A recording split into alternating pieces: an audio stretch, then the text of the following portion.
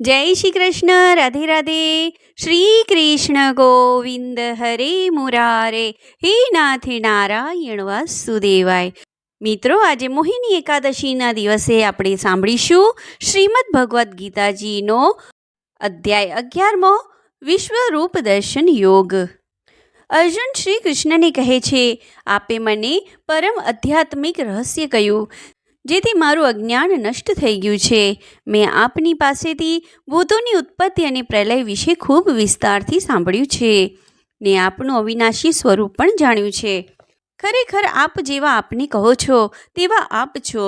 હે પુરુષોત્તમ, આપનું જ્ઞાન, ઐશ્વર્ય, શક્તિ, બળ, વીર્ય, તેજયુક્ત સ્વરૂપને હું પ્રત્યક્ષ જોવા ઈચ્છું છું.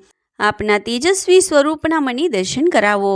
આથી શ્રી કૃષ્ણે જણાવ્યું, હે પાર્થ, મારા રૂપો અનેક પ્રકારના વર્ણને આકૃતિવાળા છે. તો મારા સહસ્ત્ર દિવ્ય રૂપોને જો. દૈત્યો, વસુઓ, રુદ્રો, અશ્વિની કુમારોને, મરુતોને જો. તેમ તે પહેલાં ક્યારેય નહીં જોયેલા એવા ઘણા આશ્રયોને જો. આ મારા શરીરમાં એક સ્થળે રહેલું સ્થાવર જગમ સહિત સમગ્ર જગતને.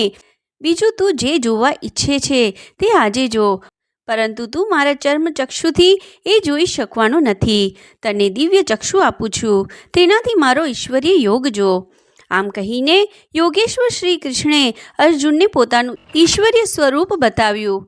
અનેક મુખ અને નેત્રોવાળું, દિવ્ય આભૂષણોવાળું, દિવ્ય વસ્ત્રો તથા માળાઓવાળું, અનેક આયુધોવાળું, અતિ આશ્રયમય, અત્યંત પ્રકાશિત અને સઘળી દિશાઓ તરફ મુખવાળું, ભગવાનનું વિશ્વ સ્વરૂપ જોઈ રોમાંચિત થયેલો અર્જુન પ્રણામ કરી હાથ જોડી બોલ્યો, હે દેવ, આપના આ રૂપમાં તો હું સર્વ દેવતાઓને, ભૂતગણને, બ્રહ્મને, સર્વ મહર્ષિને, મહાદેવને ને દિવ્ય સર્પોને જોઉં છું.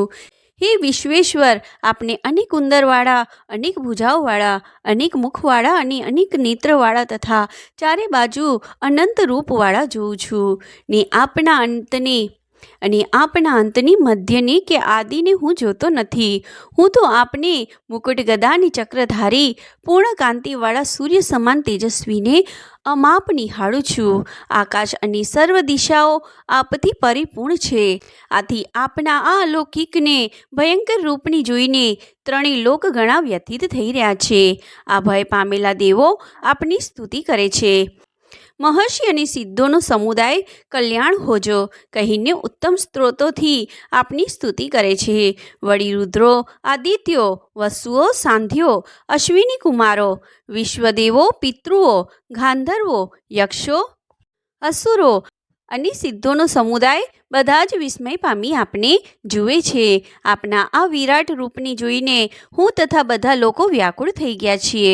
હે વિષ્ણુ, તમારું આકાશ વ્યાપી, તેજવાળું, અનેક વર્ણવાળું રૂપ, પહોળા કરેલા મોઢાને અને મોટી આંખોને જોઈ હૃદયથી હું ભયભીત થઈ રહ્યો છું. ધીરજ અને શાંતિ હું રાખી શકતો નથી.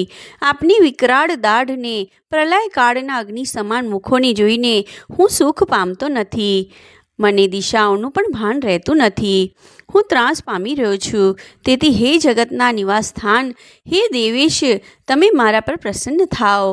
હે કૃષ્ણ, ધૃતરાષ્ટ્રના પુત્રો, જયદ્રથ આદિ રાજાઓના સમુદાય સાથે બધા આપમાં પ્રવેશ કરે છે. ભીષ્મ પિતામહ, દ્રોણાચાર્ય, કર્ણ, શિખંડી, દૃષ્ટદ્યુમ્ન વગેરે બધા જ યોદ્ધાઓ આપણા મુખમાં પ્રવેશ કરી રહ્યા છે. અને કેટલાય ચૂર્ણ થયેલા માથા સાથે બધા આપના દાંતના વચલા ભાગમાં ચોટેલા દેખાય છે. જેમ નદીઓ પ્રવાહ સમુદ્ર તરફ જઈ સમુદ્રમાં સમાઈ જાય છે, તે પ્રમાણે ઘણી ઝડપથી પતંગિયાની જેમ સળગેલા આ લોકો નાશ માટે આપના મુખોમાં પ્રવેશે છે. હે વિષ્ણુ, આપ આપના મુખોથી સમસ્ત લોકના વીરોને ઘડી રહ્યા છો. તમારું ભયંકર તેજ બધાને ગભરાઈ રહ્યું છે. તમે ઉગ્ર રૂપધારી કોણ છો? કૃપા કરીને મને કહો. હું આપને નમસ્કાર કરું છું. આપ મારા પર પ્રસન્ન થાઓ. આપના આ વિશેષ રૂપને હું જાણવા ઈચ્છું છું.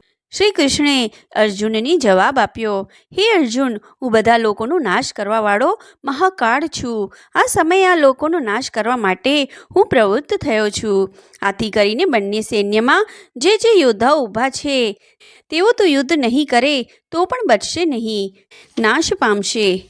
માટે હે અર્જુન, તું ઊભો થઈ જા ને યશ મેળવ, શત્રુઓને જીતીને ધન ધાન્યવાળું રાજ્ય ભોગવ. મેં આ લોકોને પ્રથમથી મારેલા છે, તું તો માત્ર નિમિત્ત રૂપ બની જા. આ દ્રોણાચાર્ય, ભીષ્મ પિતામહ, જયદ્રથ અને કર્ણ તથા બીજા ઘણા શૂરવીર યોદ્ધાઓને મારી તું અવશ્ય યુદ્ધમાં જીતીશ. આ વખતે સંજય ધૃતરાષ્ટ્રને ઉદ્દેશીને કહે છે, હે રાજન, આ વચનો સાંભળીને ધ્રુજતો અર્જુન હાથ જોડી પ્રણામ કરી ભયભીત થઈ શ્રી કૃષ્ણને કહેવા લાગ્યો, હે અંતર્યામી, આપના નામ અને કીર્તનથી જગત હર્ષ પામે છે. રાક્ષસો ભયભીત થઈ સર્વ દિશામાં ભાગે છે. સિદ્ધોના સમૂહો નમસ્કાર કરે છે. એ બધું યોગ્ય છે. આપ તો આદિદેવને સનાતન પુરુષ છો. આપ તો જગતના પરમ આશ્રય અને જાણવાવાળા તથા જાણવા યોગ્ય છો. એટલે આપને હજારો નમસ્કાર હો. આપને આગળથી અને પાછળથી પણ નમસ્કાર હો. આપને બધી બાજુથી નમસ્કાર હો. હે પરમાત્મા, સખા માનીને આપના પ્રભાવને નહીં જાણતા મેં પ્રેમથી પ્રમાદથી હે કૃષ્ણ, હે યાદવ, હે સખા એવા જે સંબોધન કર્યા છે, તેમજ વિહાર, શૈયા, આસન, ભોજન વખતે એકલા જે બીજાની સમક્ષ મારાથી જે અનાદર થયો હોય તે માટે હું ક્ષમા માંગુ છું. આપ તો સર્વ ગુરુઓના પણ ગુરુ છો. આપના ચરણોમાં પ્રણામ કરી વિનંતી કરું છું કે જેવી રીતે પિતા પુત્રના, મિત્ર મિત્રના, પતિ સ્ત્રીના અપરાધની ક્ષમા કરે છે, તેવી રીતે આપ મારા અપરાધની ક્ષમા કરવાની યોગ્ય છો. હવે આપ પ્રસન્ન થાવ ને કિરીટ, કુંડલ, શંખ, ચક્ર, ગદાધારી ચતુર્ભુજ રૂપવાળા થાવ. શ્રી કૃષ્ણ કહે છે, હે અર્જુન, તે મારું જે આ વિરાટ સ્વરૂપ જોયું તે મારા વિના બીજાએ પહેલાં જોયું નથી. તે રીતે હું ન વેદોથી, ન તપથી, દાનથી કે ન યજ્ઞથી જોવાને મળું. તો ભયરહિત થઈ મારું ચતુર્ભુજ રૂપ ફરીથી જો. આ સમયે સંજય ધૃતરાષ્ટ્રને ઉદ્દેશીને કહેવા લાગ્યો, હે રાજન, આ પ્રમાણે કહી ભગવાન શ્રી કૃષ્ણે અર્જુનને પોતાનું ચતુર્ભુજ સ્વરૂપનું દર્શન કરાવ્યું. અર્જુન આ સ્વરૂપ જોઈ આનંદ પામી બોલ્યો, હે જનાર્દન, આપના અતિ શાંત સ્વરૂપને જોઈને મારું ચિત્ત શાંત થયું છે. મારો ભય દૂર થયો છે ને હું સ્વસ્થ બન્યો છું. શ્રી કૃષ્ણ કહે છે, હે અર્જુન, આ રૂપ જોવા દેવો સદા તત્પર રહે છે. તને કહ્યું તેમ વેદાભ્યાસથી, ઉગ્ર તપથી, દાનથી, યજ્ઞથી તે શક્ય નથી, પરંતુ માત્ર અનન્ય ભક્તિ વડે મારા ભક્તો મને આ સ્વરૂપે જોઈ શકે છે ને અનન્ય ભક્તિવાળા મનુષ્ય જ મને પામે છે. હે પાંડવ, જે મારો ભક્ત, મારા માટે કર્મ કરનારો, મારે પરાયણ રહેનારો, આસક્તિ વિનાનો ને સર્વ પ્રાણી પ્રત્યે વેરરહિત હોય તે મને પામે છે. એથી શ્રીમદ ભગવદ્ ગીતામાં શ્રી કૃષ્ણ અર્જુન વચ્ચે થયેલ સંવાદમાં વિશ્વરૂપ દર્શન યોગ નામનો 11મો અધ્યાય સંપૂર્ણ. 11મા અધ્યાયનું મહાત્મય ફળ.